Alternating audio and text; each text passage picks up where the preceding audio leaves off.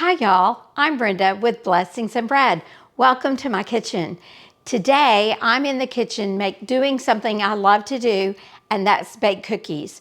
There are so many varieties of cookie recipes that you just can never run out of a new idea or a different type of cookie. Today I'm making a cookie recipe I've made before. I've made several times. That's a real hit with everyone, and I'm gonna make a traditional whoopie pie. Now, whoopie pies, I guess technically aren't a cookie. They're more like a cake.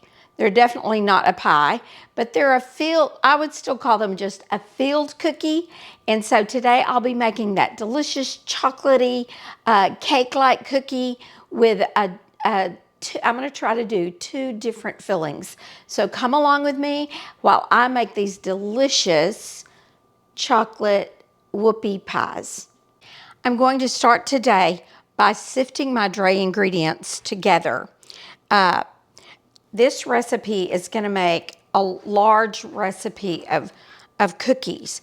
Now, since they're filled cookies, that means for every cookie you make, you basically have to have 2 cookies. So I'm going to start today by combining my dry ingredients. But as I say this, keep in mind, if you're just making them for yourselves, you might want half the recipe.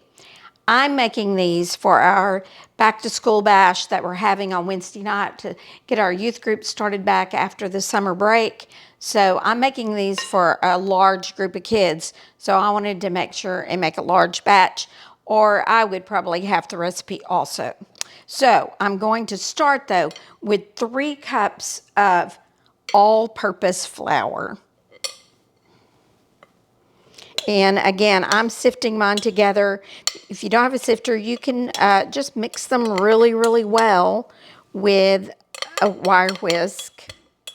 But this is my preferred method. If you've watched my channel at all, you know this is what I go to.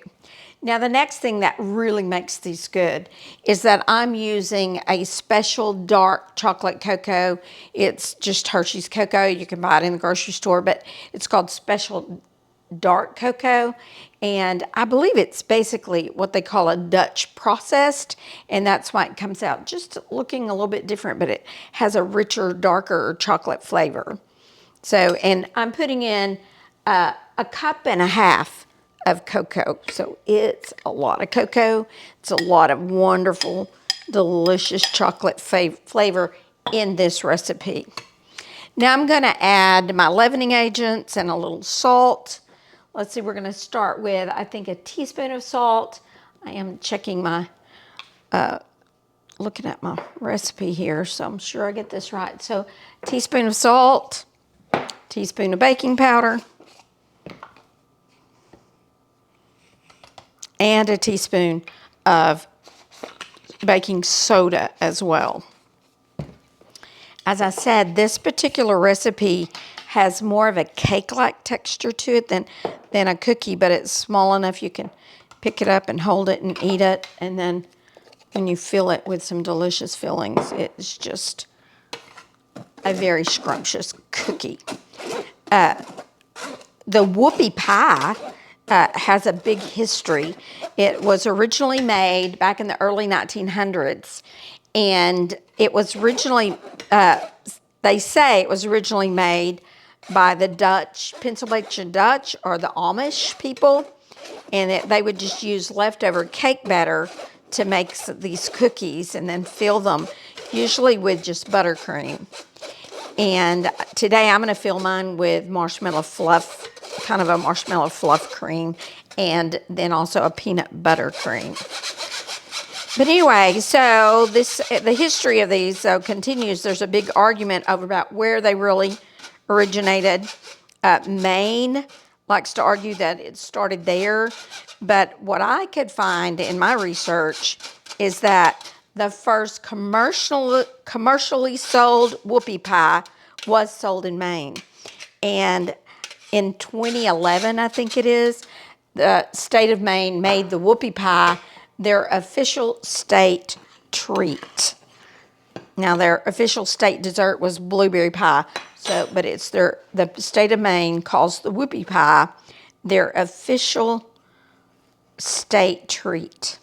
So this is so good. There's a state that wants it as their official treat. All right, now those are, as you can see, are mixed really well. I want to make sure all of that baking soda and baking powder gets mixed in so that when somebody takes a bite of cookie, they don't end up with a chunk of baking powder in their cookie. Once your dry ingredients are all mixed together, then we're going to move on to the wet ingredients.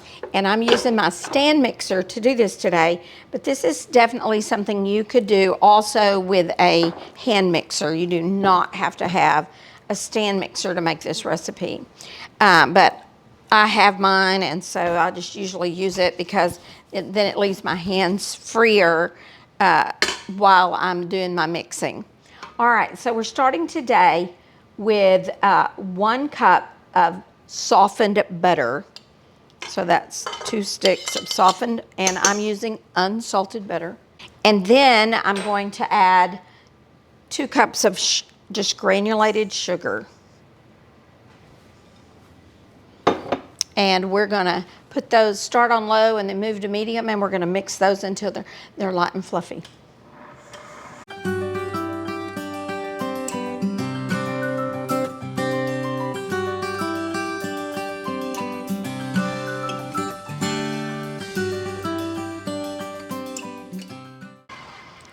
It doesn't really take long to mix your butter and sugar if your butter is already softened, and you do need to make sure that it's soft enough that it'll mix easily, and so the sugar can combine really easily with the butter.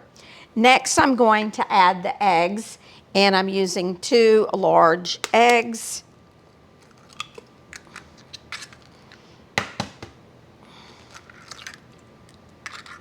And we're going to mix that together.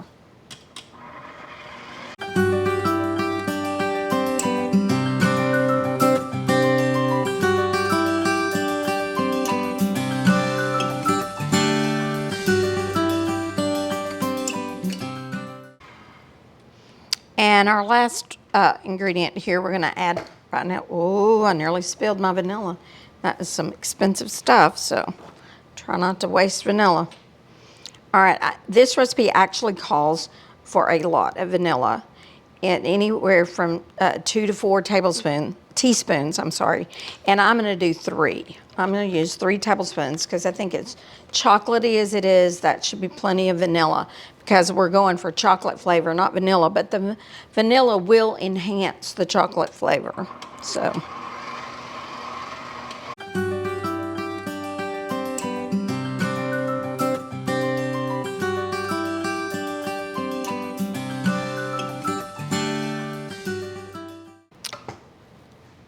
Now, before we start adding the dry ingredients, I have one more thing I need to do here, and that's I'm going to combine my milk and sour cream. This recipe calls for, let's see, it calls for 1.5 cups of milk and 1 cup of sour cream. So I'm going to combine those. If it's not too small of a container. Didn't think about that. I was thinking I could mix in that container, but maybe I can't. We'll see.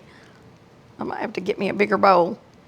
But I just want to mix that sour cream down into that milk so that it's mixed in. Yeah, mixed in.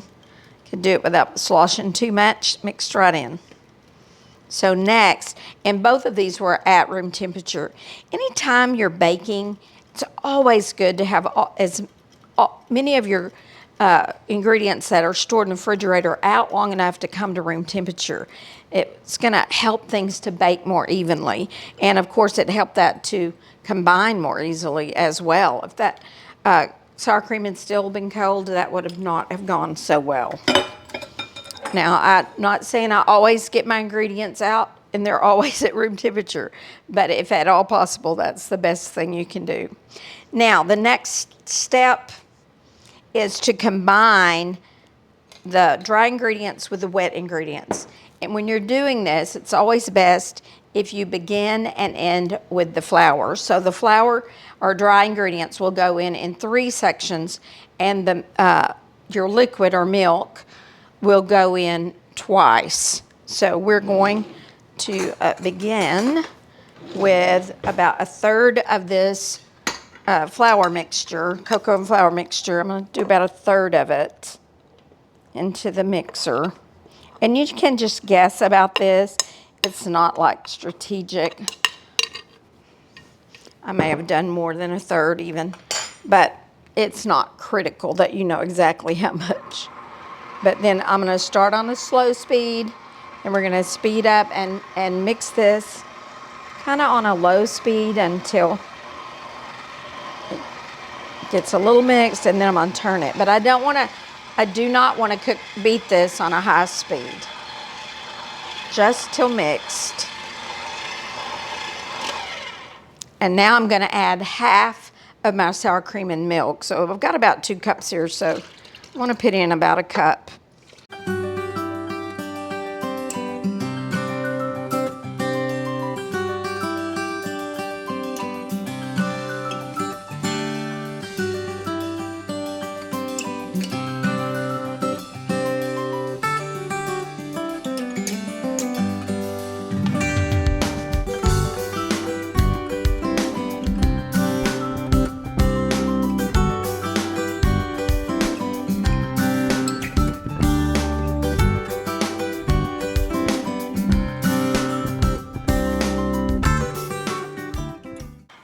I'm only mixing just until this is mixed. Do not want to over mix it. And basically what I'm ending up with, which I'm going to have to mix a little bit more, but I'm ending up with a very, very thick cake-like batter. It's not quite like cookie batter you're used to. It's more like a cake batter. And actually the cookies are more like a little cake as well.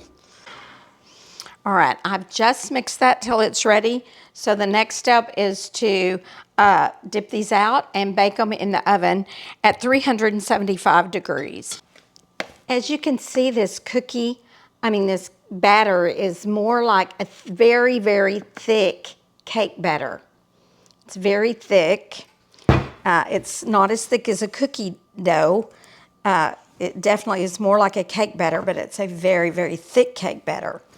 Now, since I'm going to make cookie sandwiches, the whoopie pies are cookie sandwiches, and since I am, it's very important that I try to make all of the cookies the same size.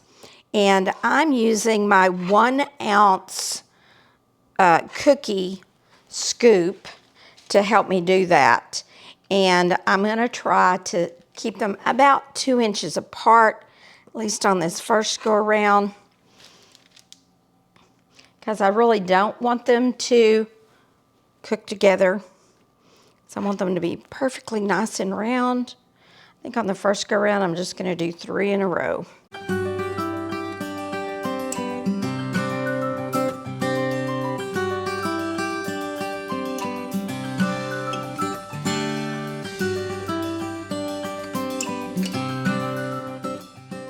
All right, I'm going to put these in the oven. Like I said, I'm going to set my timer for 8 minutes and check, and then I'll be back when I get all of these cookies baked.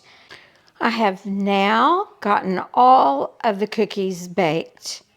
I baked 121 cookies today, but I will end up with only 60 because for every cookie it takes 2 cookies to make a whoopie pie.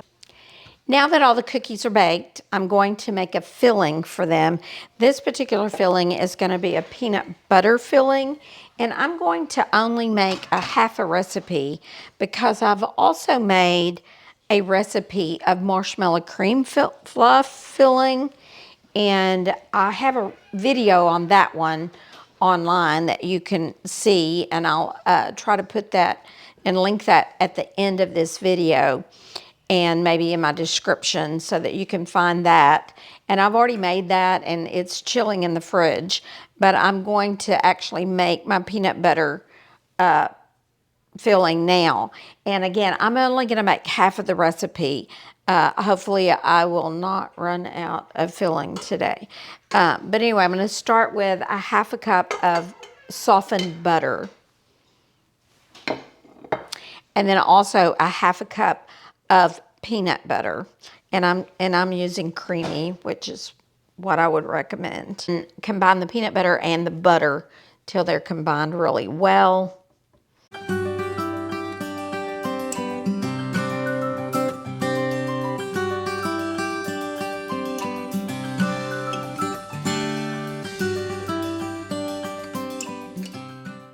All right, now I'm going to add a half a teaspoon of vanilla.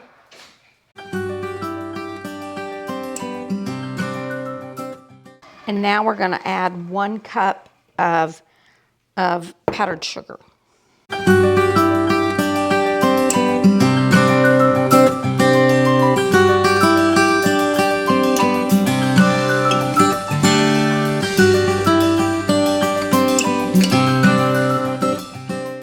All right, I am going to now take this and I'm going to put it into a popping bag. If you don't have a popping bag, you could use a Ziploc bag and just cut a hole in the corner, or you could just use a spoon and spoon it on. But if you have a bag, it really does make this a lot easier to do. And then I like to use a large, like, drinking cup here to help me fill my bag. So I just put my bag down in there.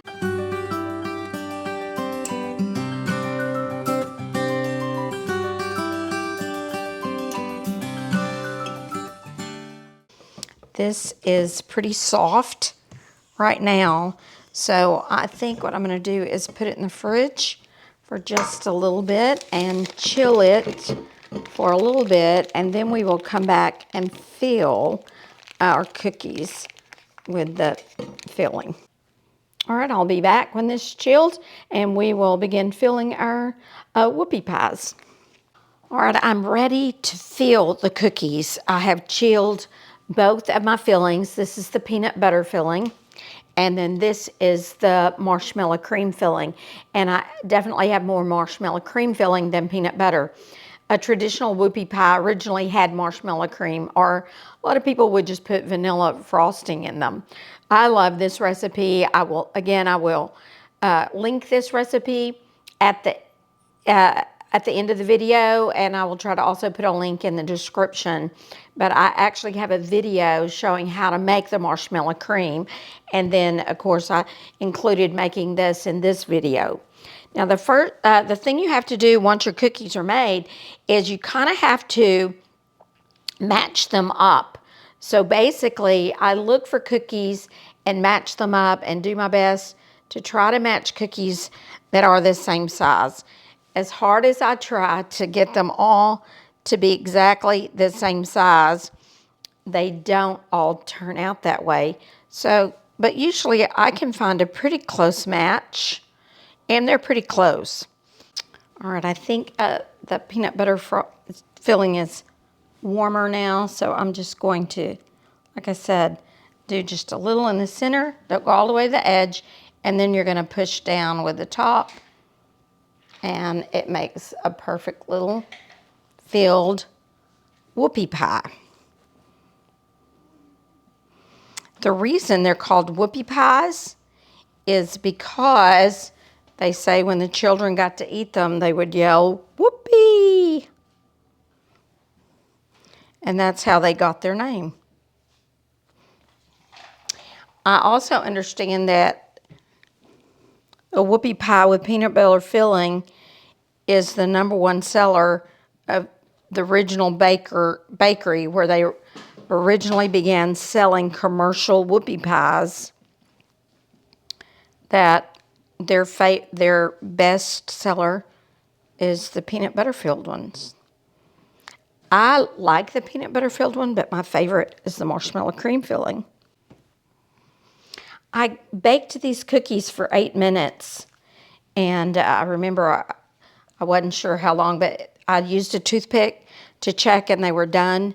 And then I left them on the cookie sheet for 2 more minutes. So there was probably a little residual heat that continue to kind of finish cooking them a little bit maybe. And then I moved them very carefully to wire racks to finish cooling because they needed to cool while they were flat.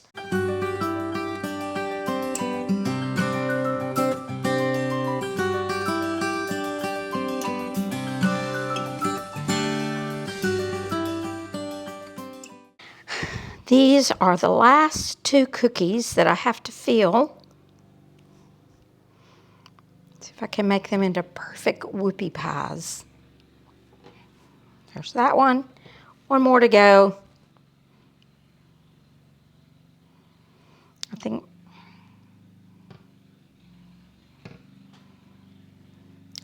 that is a delicious looking whoopie pie. All right, all the pies are filled. So now I'm gonna plate these up and then we're gonna come back and I'm gonna get to dig in and try one of each of these. I can't wait. My whoopie pies are completely done.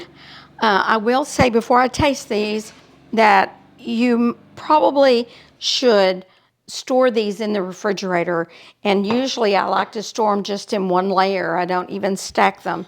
I actually have some like rectangular, not almost like about a 9 by 13 box that I keep these in, and I just make one layer. I don't try to stack them. You might try, if you needed to stack them, you might try putting wax paper between them, but I really think it's possible that the cookie could stick to the wax paper even. So I'm ready to try these, and I'm going to start with the peanut butter. I'm going to try it first. That is very delicious. The filling is a good compliment because it's like sweet peanut butter, a sweet flavor, and then it matches good with the chocolate. But I think I'm going to enjoy the traditional whoopie pie with the marshmallow cream the best.